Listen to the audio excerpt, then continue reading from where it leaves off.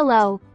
Today we have Anatoly Fomenko with us, and we will talk about the true birthplace of Christ on Cape Fiolent in Crimea. A separate hall in the Multimedia Museum of the New Chronology in Yaroslavl is dedicated to this topic. In the Nativity of Christ Hall, it is detailed why the Crimean Peninsula is the birthplace of Christ. Where the Cave of the Nativity is actually located. In what year this historical event took place. And who was the first to come to worship the Virgin Mary and the newborn Andronikos Christ.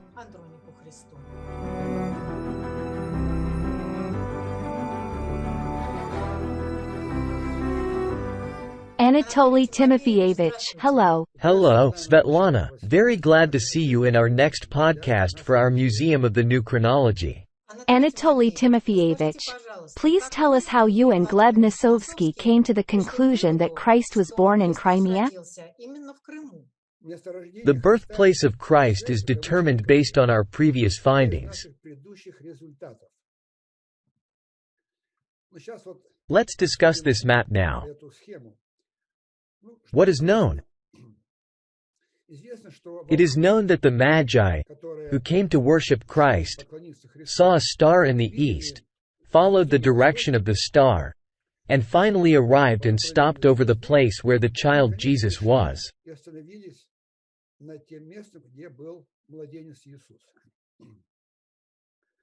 They saw the infant and Mary, presented gifts to him, and worshipped Jesus. According to the Gospel, King Herod was in Jerusalem at that moment.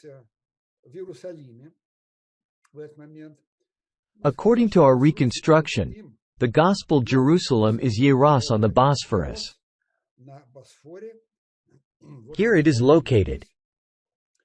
In medieval chronicles, it was also called Ancient Byzantium.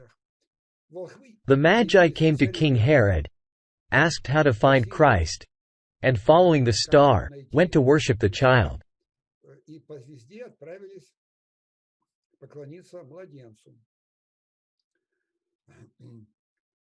King Herod asked them to inform him where they would see Jesus, so that Herod could also pay him homage.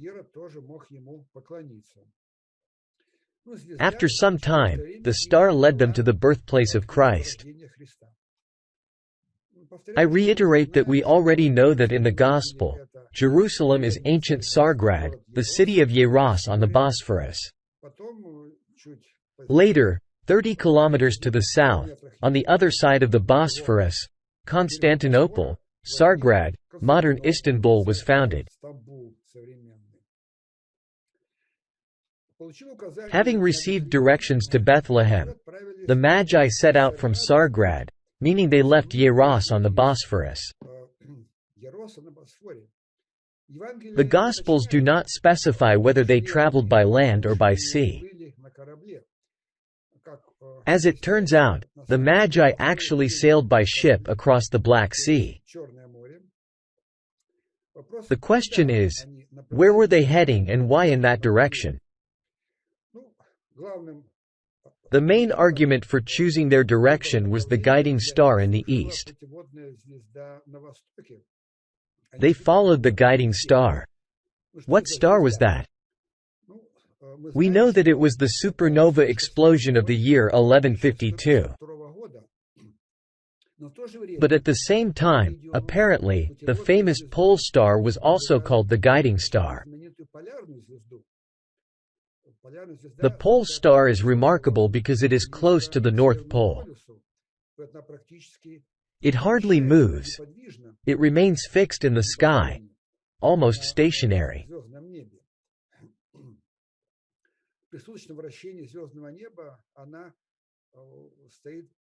So, it is convenient to use it as a guiding star. By projecting its position onto the horizon, you get a certain direction. Therefore, it is not excluded that the Magi left Tsargrad heading towards Bethlehem, keeping the direction precisely towards the pole star, i.e., north.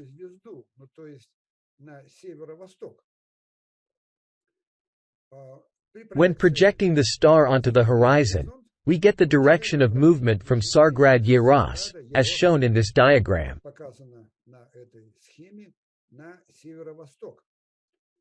The question is, where will the Magi arrive by ship, having chosen the pole star as their guide?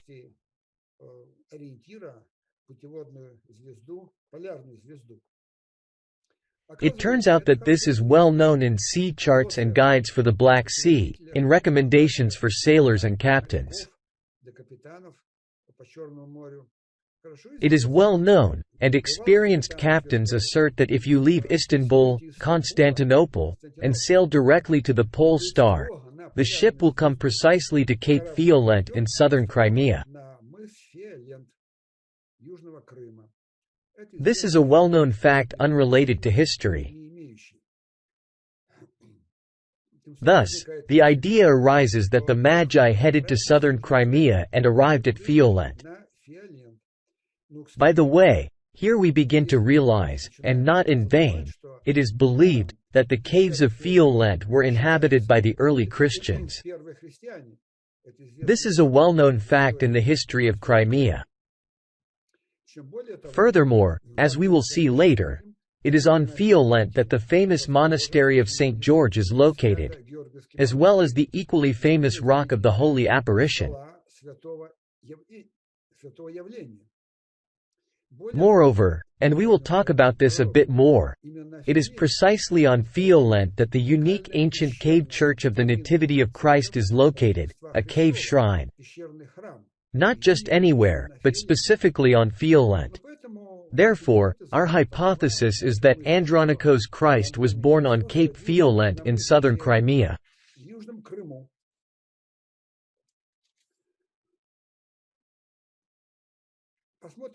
Let's look again at this map.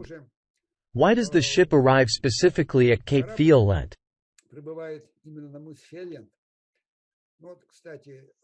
Let's look at a modern map to understand what is being discussed. This is a map of southern Crimea that we are all familiar with. Here is Sevastopol, and here is Cape Fiolent. To the right, eastwards, is the famous Balaclava. To the left is Kazakia Bay, and further inland is Inkerman. We will talk about this separately. And here is Cape Fiolent. The question is, why do ships, moving towards the pole star, arrive at Cape Fiolent? It turns out that the Black Sea has stable currents. They are shown on this map. There are several stable circular currents. One of the currents operates as follows. Seawater moves in a circular motion counterclockwise. When a ship exits the Bosporus, from Tsargrad, from the Gospel Jerusalem, moving towards the pole star, i.e., moving north, the current carries her. And it turns out that this stable current will lead you precisely here. This is Cape Fiolent in southern Crimea.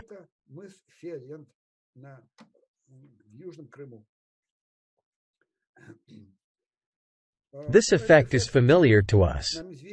When, choosing a certain landmark on the riverbank, you cross a river with a strong current, you discover that you are being carried along by the current, and you arrive at another point downstream.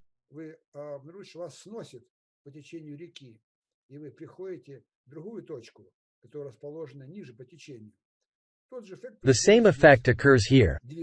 Moving towards the pole star, it turns out that you arrive at Cape Fiolent in southern Crimea.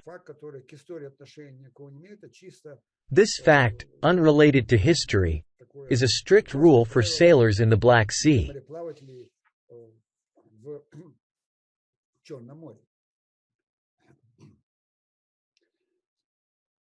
Question. As we understand, in the actual scenario, the movement occurs along the current to the northeast.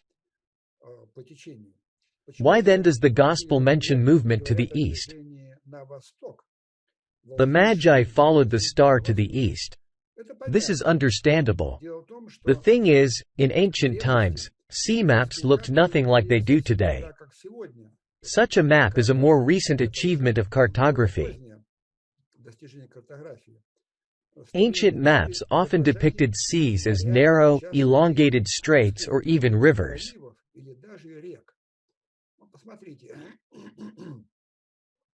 Look at the famous Tabula Peutingeriana. It is considered an ancient Roman map. As we understand, this map was actually created around the 15th–16th century. It's a huge stretched map. This is a fragment. Here is the Bosporus and the Black Sea. The Black Sea is depicted as elongated, like a river, and on this map, it is oriented to the east. Therefore, looking at an ancient map, you would say that the Magi were moving eastward following the guiding star, although in reality, they were moving northeast and eventually reached Cape Violent.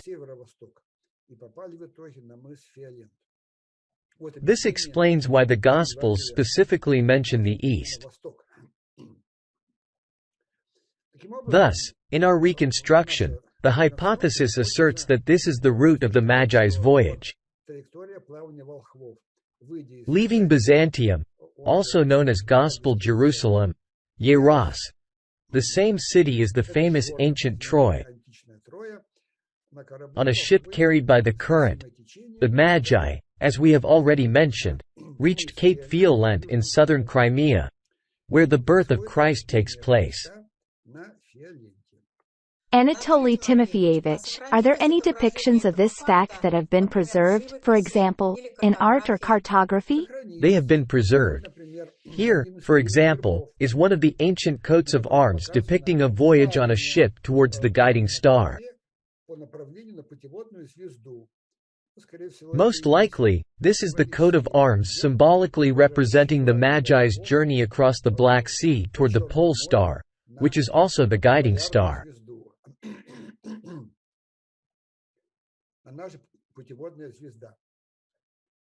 Here is another ancient coat of arms. It also depicts the sea, a coastal city, a coastal fortress, a ship sailing here, and the guiding star, whose ray points directly to this castle, this location, on the sea coast.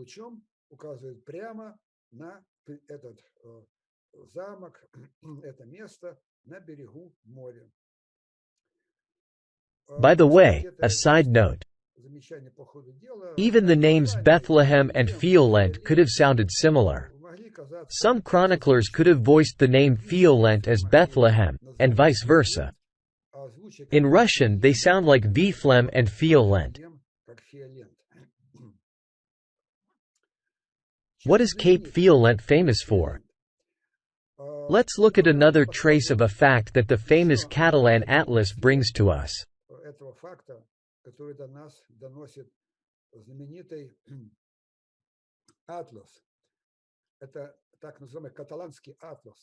It is a huge atlas depicted on many sheets, portraying many events of ancient and medieval history.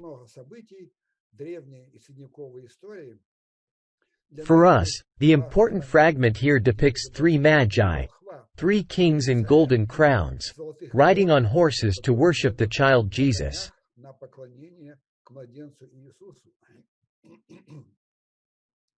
Let's look at the enlarged image. Here are the three Magi, three kings. Their names are known in Scaligerian history: Balthazar, Melchior, and Caspar. The Magus riding in front points with his finger, as we will see, to the guiding star, indicating to the other Magi where to go. And look at what is depicted in the atlas. Here are these Magi. The front Magus indicates the direction, and here is the guiding star. It is depicted right in front of the Magi. We draw a line in the direction of the Magus's hand, pointing to the star. And where do we end up? We end up in Crimea. We end up right at Cape Violent. Thus, even in this atlas, there is indirect but quite vivid confirmation. Even here, it can be seen that the authors at that time still remembered the true history, and when they drew the atlas, they carefully observed where the star's ray leading the Magi to Christ would end up. This ray will lead them to southern Crimea, to Cape Fiolent. Anatoly Timofeyevich, according to the new chronology, who were the three Magi, Balthazar, Melchior, and Caspar? In late Christian literature, in painting, and in sculpture, the Magi or wise men are usually depicted as men. In particular, it is believed that in Cologne Cathedral, the famous golden sarcophagus contains the relics of the three Magi. Next to the shrine stands a later sculpture, supposedly created in the 15th century, which depicts all three Magi as men.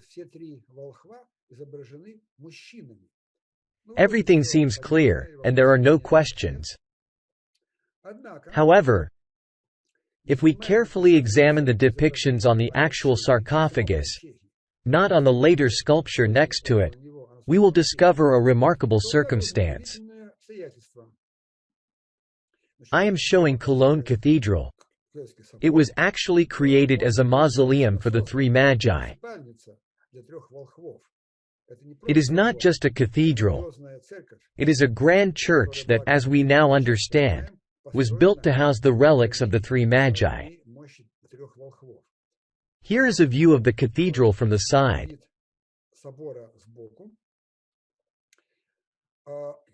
Now let's discuss the events of the 12th century in the New Testament, the adoration of the Magi, and the baptism of Russia.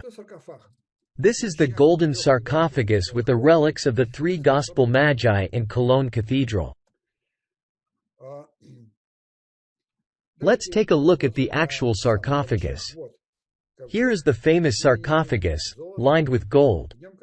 It is believed to contain the remains or relics of the three Gospel Magi, Caspar, Balthazar, and Melchior. This is an image on the frontal side of the shrine.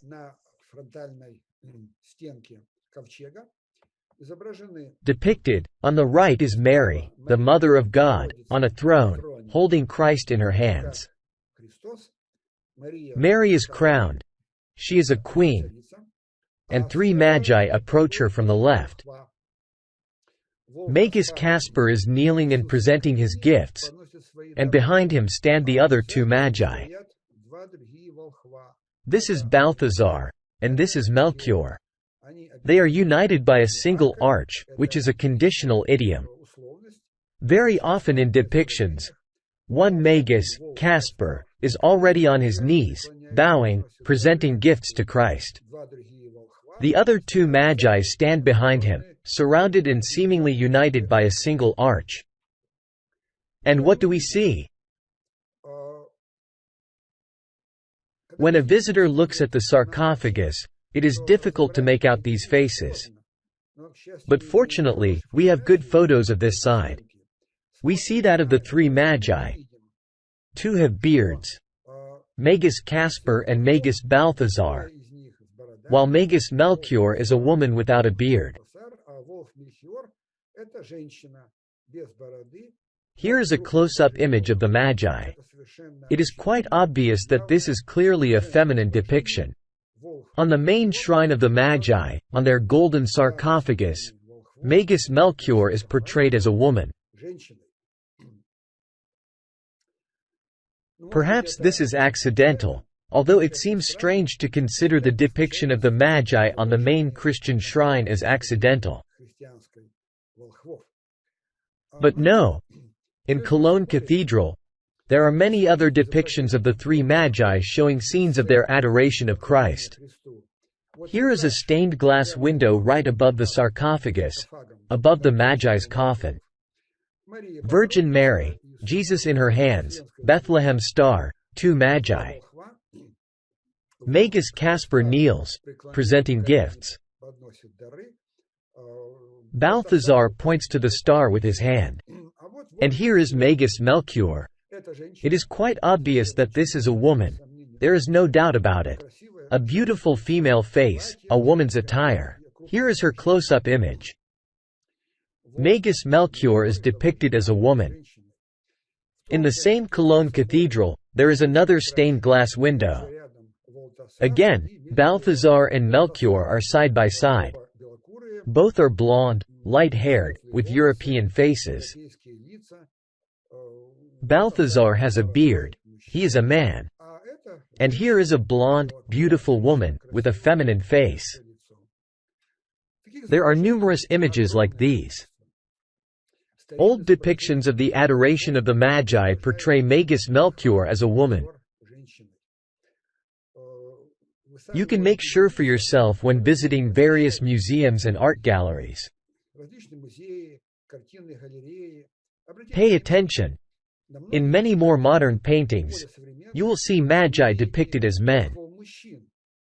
Moreover, one of them will be a black man. We will talk about this a little later.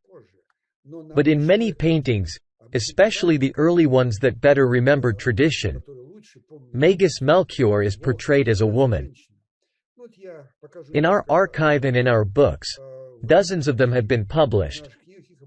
In fact, there are hundreds of them. I will show only a few.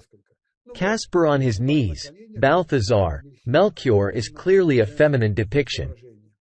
Magus Caspar on his knees, with Balthazar and Melchior standing nearby. Melchior is a beautiful woman, wearing a long dress. Men Balthazar and Caspar have beards. Next, Caspar with a beard on his knees. Bearded Balthazar. Beautiful woman Melchior in a feminine dress. Further, Caspar with a beard on his knees, bearded Balthazar with gifts. Beautiful woman Melchior stands next to him. Again, Melchior is a woman. Once more, Melchior is a very beautiful blonde woman wearing a crown, presenting gifts. Here she is. The next famous depiction. Caspar on his knees. Melchior is a beautiful woman in luxurious royal attire, wearing a crown, also ready to present gifts. Next, the following depiction. Caspar on his knees, bearded Balthazar. Melchior is a beautiful woman in a feminine dress.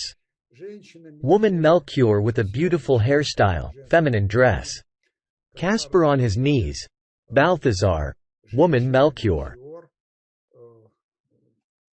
The next depiction. Woman Melchior, Caspar on his knees. Balthazar, both with beards. Baptistry in Pisa. Caspar in the front. The depiction of Melchior is very original. An angel supports her, embracing her waist, and the beautiful woman, clearly the Queen Melchior, takes off a long glove from her hand, preparing to worship the child Jesus. Another image, woman Melchior with gifts. A candid depiction of a woman. Again, Caspar on his knees, woman Melchior behind along with Balthazar. Again, woman Melchior. Here is a very beautiful woman Melchior with gifts. Wearing a crown, beautiful long hair. Here is a close-up image. One more depiction. These are the Magi resting in peace when they departed from this mortal veil. Two bearded men and a woman Melchior lies next to them. Woman Melchior, Caspar, Balthazar. Woman Melchior. Woman Melchior. Here is a detailed image. A distinctly feminine portrayal, a queen with a crown and long hair. And here is a black woman. The question arises, why did the later tradition depict the fair-skinned European woman Melchior as a black woman? Here is a black woman, also a woman by the way. Here is another depiction. a black man as Melchior. There appears to be a mixed-race woman here. She is not completely dark-skinned, but is depicted as mixed race. Here is another depiction. Melchior is a black man. Caspar is on his knees, and Balthazar approaches from behind. Where did this later tradition come from? Why did they obscure the fact that among the Magi there was a woman?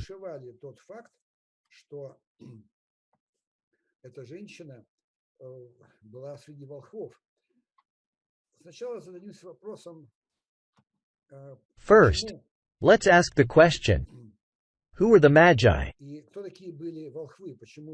Why was Melchior depicted as a woman? Our reconstruction provides an answer. The event took place in the 12th century. According to our reconstruction, Grand Prince Vladimir, which in Russian means ruler the world, the great Russian ruler attended adoration of the Magi. By the way, it is clear that his name Vladimir could later be pronounced as Volta Tsar, that is, Vladimir Tsar. And his mother was Princess Malka. She was called Malka or Malusha. Malka's father was Malk and she was Malka.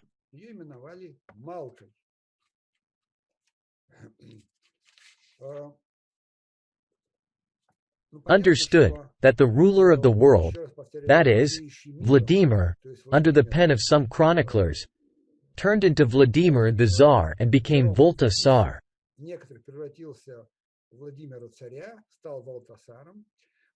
Well, as for Melchior, this is Malka. Malka and Melchior, these names are practically consonant.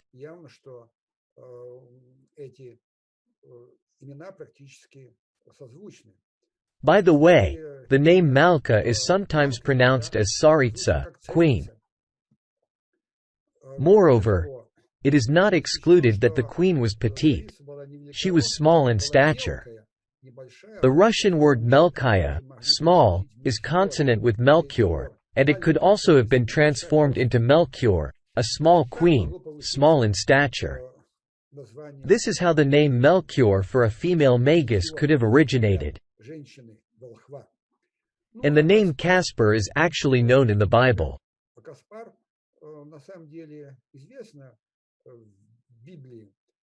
We know that many names were read in reverse, as is customary in the Arabic and Hebrew languages.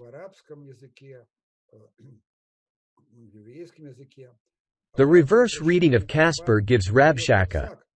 Rabshakeh is a well-known military commander, a famous biblical character. Therefore, it is not excluded that Caspar symbolized the military part of the horde that came to worship.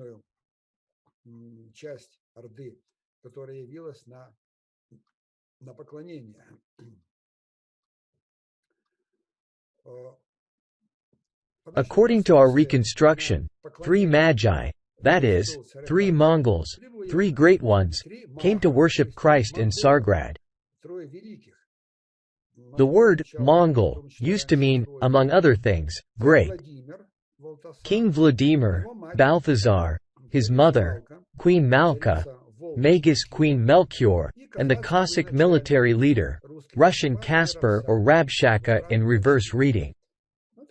This fits well with our reconstruction of the history of Russia Scythia.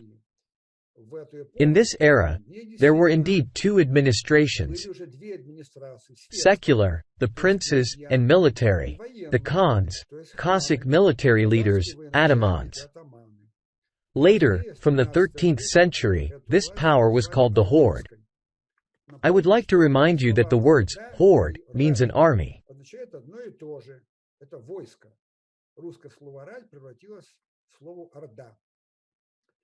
Therefore, King Vladimir with his mother represented the secular administration of the state, and the Cossack ataman Caspar represented the military administration. Perhaps he was the leader of the Cossack Khan Russian army. Anatoly Timofeyevich, why did they start depicting Malka Melchior as a man in later paintings, and even a black one? Apparently, the reason was quite simple. When they started disguising and altering history, confusion arose, leading to the following misunderstanding.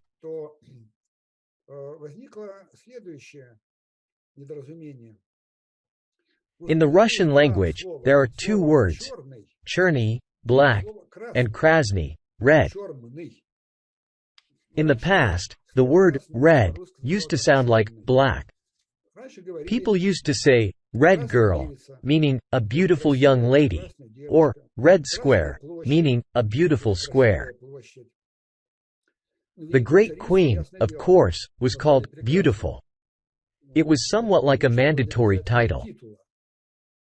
No wonder, on the stained glass windows I showed at Cologne Cathedral, the Magus Melchior is depicted as a beautiful woman even from a modern perspective.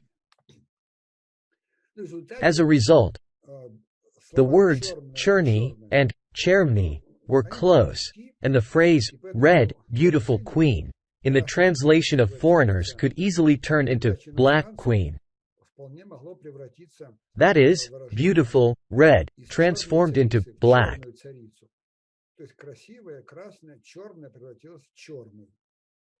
Then the thought process kicked in.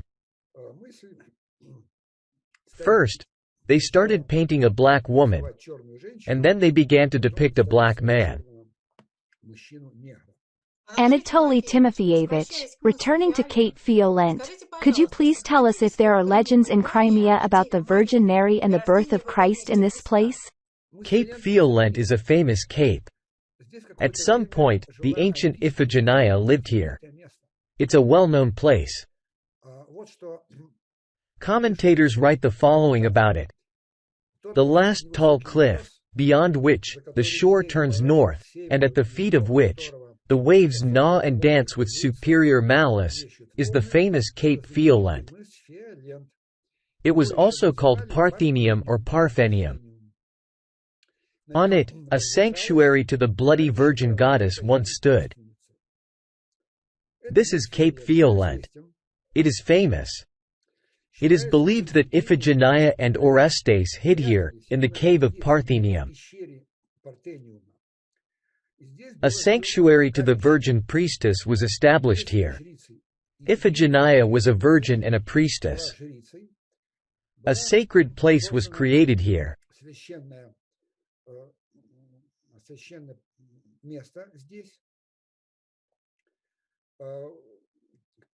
Gathering ancient information, here's what, for example, the Brockhaus and Ephron Encyclopedic Dictionary reports. Violent is a cape located west of the St. George Monastery in Crimea. Here stood the temple of the Tauric virgin Parthenius.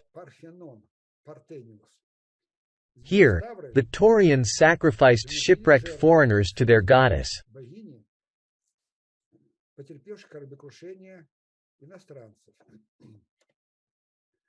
What is known about the Virgin Iphigenia?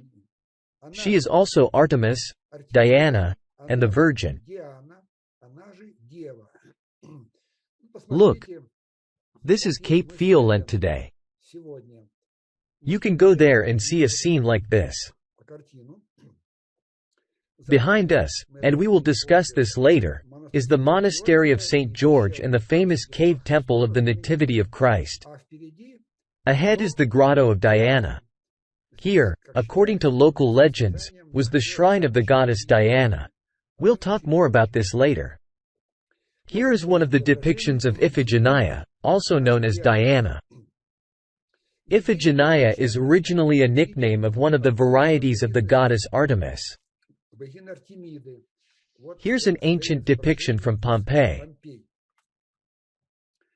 The famous ancient geographer Strabo reported that the Temple of the Virgin is located on the Cape Parthenion, near Chersonesus, precisely where Violent is.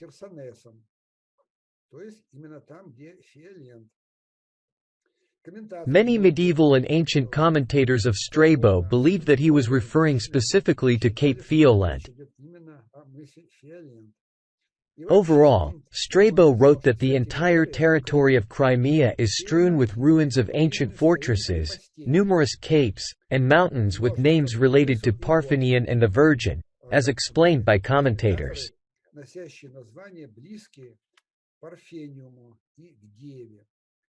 The patroness of Chersonesus in Crimea was the goddess Virgin. She was called the Taurian Virgin or Artemis. According to our reconstruction, Iphigenia Artemis is a reflection of the Virgin Mary.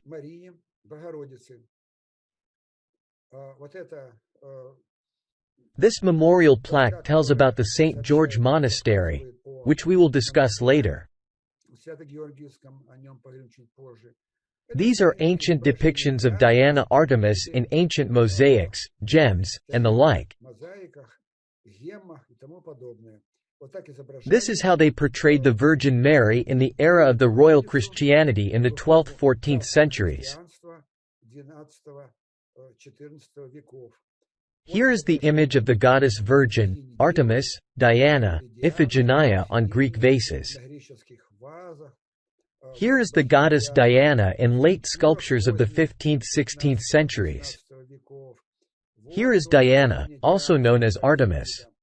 Here is an original image of the Virgin, the goddess Artemis, also known as Diana. Here is another image, and there are many similar images. As ancient sources say, the main sanctuary of this goddess was in Crimea, on Cape Parthenon, also known as Cape Fiolent in southern Crimea.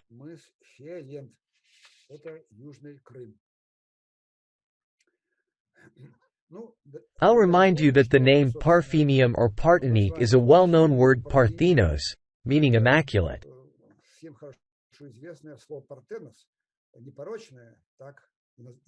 It was a standard epithet for the Virgin Mary, immaculate, Parthenos.